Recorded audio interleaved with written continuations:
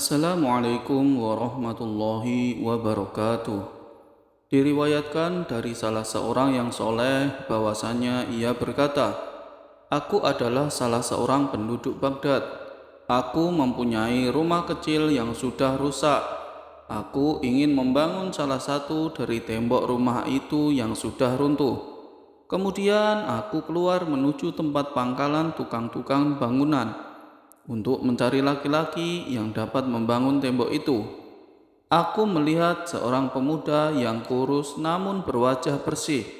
Aku datang mendekatinya dan berdiri di depannya seraya berkata, 'Wahai anak muda, apakah engkau mau bekerja di tempatku?' 'Iya, aku mau,' jawab pemuda itu. 'Mari kita berangkat. Mudah-mudahan Allah Subhanahu wa taala memberi berkah,' tuturku kepadanya. 'Aku mempunyai persyaratan yang ingin aku sampaikan kepadamu,' kata pemuda itu. 'Apa persyaratan itu?' tanyaku padanya. 'Aku minta ongkos sebesar 1 dirham lebih 1 danik atau 1/6 dirham. Dan apabila sudah ada adzan sholat, biarkan aku untuk melakukan sholat dengan berjamaah,' jawabnya. 'Ya, persyaratan itu aku terima,' kataku kepadanya. Setelah selesai melakukan perjanjian, aku pulang bersamanya ke rumah. Ternyata ia bekerja sangat baik yang aku belum pernah melihat seperti itu. Juga aku belum pernah melihat hasil pekerjaan yang lebih baik daripada hasil kerja pemuda itu. Aku menawarkan makanan kepadanya, ia tidak mau. Ternyata ia selalu berpuasa. Ketika terdengar suara adzan sholat duhur, ia berkata, 'Wahai majikanku, ini adalah waktunya sholat seperti yang aku persyaratkan.' 'Ya, silakan,' jawabku. Ia kemudian melepaskan sabuk dan mengambil air wudhu dengan wudhu yang sangat baik. Aku belum pernah melihat wudhu yang sebaik itu. Setelah itu, ia keluar menuju masjid untuk sholat berjamaah. Selesai sholat, ia bekerja lagi sampai mendengar adzan sholat asar. Ia pun memohon izin kepadaku untuk melakukan sholat asar. Setelah aku memberikan izin, ia pun menuju masjid untuk sholat berjamaah. Selesai sholat, ia pun bekerja lagi. Aku bertanya kepadanya, 'Wahai anak muda kekasihku, sesungguhnya kerja tukang-tukang bangunan itu hanya sampai waktu asar. Kenapa engkau bekerja terus tidak beristirahat?' Si pemuda menjawab, 'Subhanallah, sesungguhnya aku selalu bekerja sampai malam hari. Setelah malam hari tiba, aku mengeluarkan uang 2 dirham dan aku berikan kepadanya. Apa ini wahai majikanku? Aku telah berjanji kepadamu ongkos 1 dirham lebih 1 danik,' kata si pemuda. 'Aku berikan 2 dirham kepadamu karena engkau bekerja dengan sangat baik,' jawabku. 'Wallahi, aku tidak akan senang menerima ongkos yang melebihi sedikit pun dari ongkos yang telah aku janjikan kepadamu,' sahut si pemuda. Pemuda itu hanya mengambil 1 dirham lebih 1 danik kemudian pergi. Pada pagi harinya, aku datang lagi ke pangkalan para tukang bangunan. Akan tetapi aku tidak melihat pemuda itu, maka aku tanyakan keberadaannya. Ada seseorang yang memberitahuku bahwa pemuda itu tidak datang ke tempat ini kecuali hanya hari Sabtu. Setelah tiba hari Sabtu berikutnya, aku pun datang ke tempat pangkalan para tukang bangunan dan aku pun melihat pemuda itu.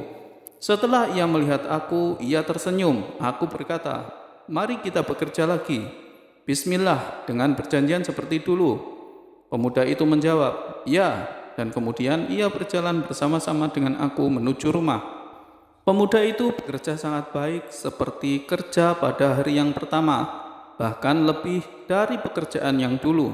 Akan tetapi ia hanya mau menerima ongkos 1 dirham lebih 1 danik seperti semula. Pada hari Sabtu yang ketiga, aku datang lagi ke tempat itu. Ternyata aku tidak melihat pemuda itu. Aku pun menanyakan keberadaannya. Ada yang berkata bahwa ia sedang sakit di rumah kemah milik wanita tua di tengah-tengah padang belantara. Wanita itu terkenal sebagai orang solehah dan ahli ibadah. Kemudian aku langsung pergi menuju rumah kemah itu. Sesampai di rumah itu, aku melihat pemuda itu berbaring beralaskan tanah. Di bawahnya tidak ada sesuatu apapun. Di bawah kepalanya terdapat batu bata. Wajahnya cemerlang bersinar. Aku pun mengucapkan salam kepadanya dan ia menjawab salamku. Kemudian aku duduk di samping kepalanya sambil menangis karena melihat dia masih sangat muda namun menjadi pengembara. Wahai anak muda, kekasihku, apakah engkau mempunyai suatu hajat? Tanyaku kepadanya. Iya, jawabnya. Besok pagi datanglah ke tempat ini waktu duha. Waktu itu aku sudah wafat. Maka mandikan dan kafanilah aku di dalam rumah kemah ini, dan galilah kuburku di dalam rumah kemah ini juga. Dan jangan beritahukan kepada siapapun tentang kematianku. Lalu robeklah kerah jubah ini dan keluarkan apa yang ada di dalamnya dan simpanlah di tempatmu. Apabila engkau telah selesai menguburku dan telah menyelesaikan urusanku, aku harap engkau menemui Raja Harun ar-Rasyid dan serahkan kepadanya apa yang kau dapatkan dalam kerah baju jubahku, serta sampaikan salamku padanya. Pada pagi harinya aku pun datang ke rumah kemah itu. Ternyata benar ia sudah wafat. Mudah-mudahan Allah Subhanahu wa taala merahmatinya. Aku merasa susah yang amat sangat. Aku mulai memandikan, merawat, mengkafani, dan mensolatinya dalam kemah itu. Juga menggali kuburnya di dalam kemah itu seperti yang telah ia wasiatkan kepadaku. Selesai pemakaman, aku merobek kerah baju jubahnya. Aku menemukan sebuah permata yang indah senilai 1.000 dinar. Aku sangat takjub melihat ini semua. Aku pun berkata dalam hatiku, Wallahi, pemuda ini bersifat zuhud secara sempurna. Selesai aku merawat pemuda itu, aku pun pergi meninggalkan tempat itu. Aku menunggu Harun ar-Rasyid keluar dari istananya. Ketika beliau keluar dari istana dengan pengawalan yang ketat, aku pun menghadangnya di tengah perjalanan dan menyerahkan mutiara itu kepadanya.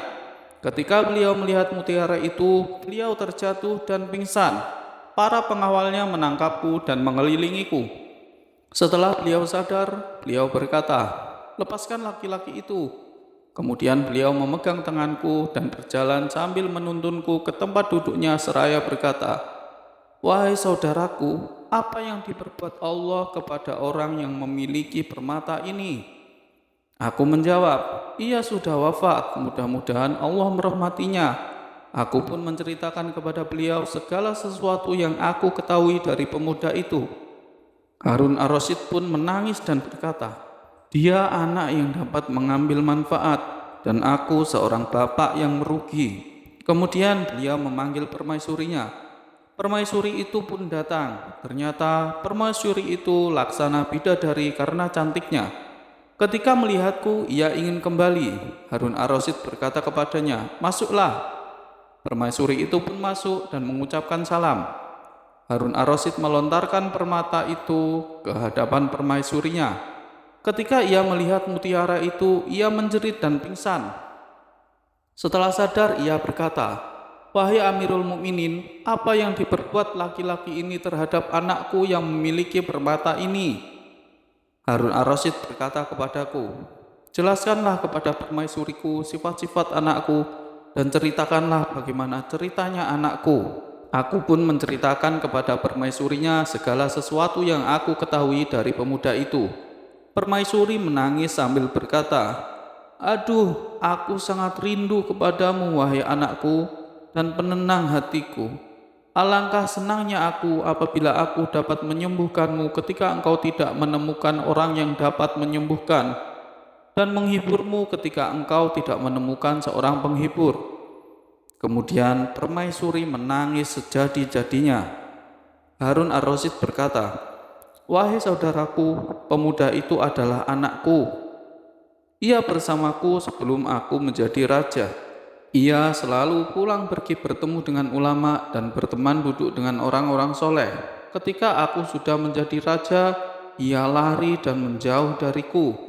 Aku berkata kepada ibunya, 'Sesungguhnya anakmu ini ingin menggunakan waktu, tenaga, dan pikirannya hanya untuk beribadah kepada Allah Subhanahu wa taala.